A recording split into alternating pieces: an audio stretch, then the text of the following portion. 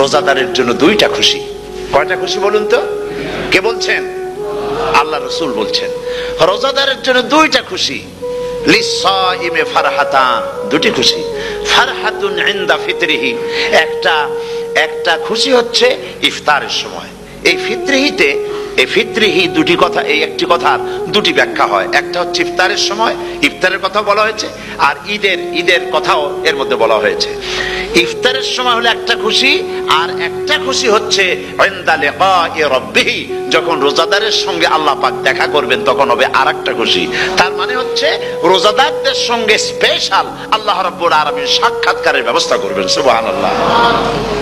তাহলে দুটি জিনিস হলো, একটা হলো ইফতারের জন্য দুটা, রোজাদারের জন্য দুটা খুশি, একটা হলো ইফতারের সময়, আর একটা হচ্ছে আল্লাহর সঙ্গে যখন দেখা করবে। তো ইফতারের যে খুশিটা, এই খুশি রোজাদার ছাড়া কেউ বুঝবে না। ইফতার সারাদিন রোজা রাখার পর সামনে পেঁয়াজি, বেগুনি, সালাদ, তরমুজ, মিষ্টি, তারপরে আম্বালা সুইট মিটের নানান রকমের মিষ্টি, এরপরে মুড়ি, কত কিছু সব সামনে নিয়ে বসে আছে। দেখছেন অবস্থা? সমস্ত কিছু সামনে বসা, ঘড়ির দিকে তাকানো।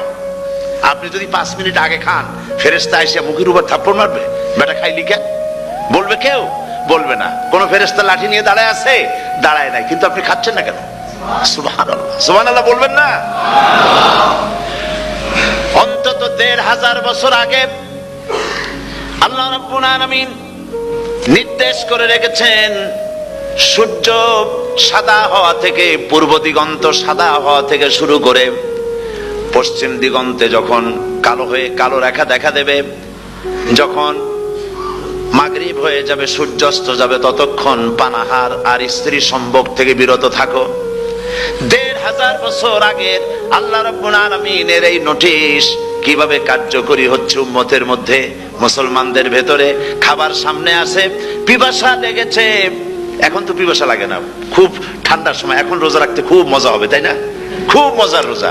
কিন্তু এই রোজা যখন জুন মাস আর জুলাই মাসে আসবে, তখন টের পায় মানুষ রোজা কাহাকে বলে। প্রচন্ড পিপাসা, সামনে সব খাবার পড়ে আছে, একটা খাবারের দিকে রোজাদারের হাত যায় না, ঘড়ির দিকে তাকায় আর চুপ করে বসে বসে আল্লাহর জিকির করতে থাকে। আল্লাহ কয়, ফেরেশতারা দেখ, এই বান্দা বানাইতে নিষেধ করছিলি। সুবহানাল্লাহ।